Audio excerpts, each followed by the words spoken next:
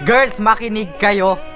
Bakit kapag kaming mga lalaki may kaibigang babae, iniisip nyo agad na may gagawin kaming mali? Pero kapag kayo may boy best friend, nakakalimutan nyo yatang meron kayong boyfriend. Kasi mas madalas nyo silang kausap, kasama, magkayakap at hawak kamay pa. Kulang na lang maghalikan kayong dalawa.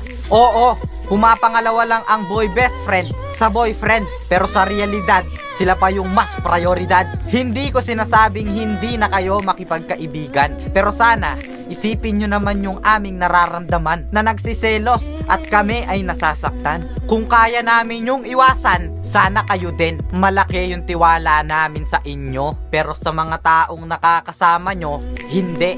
Kaya sana inyong maintindihan na oo, lalaki kami, pero kami din ay nasasaktan.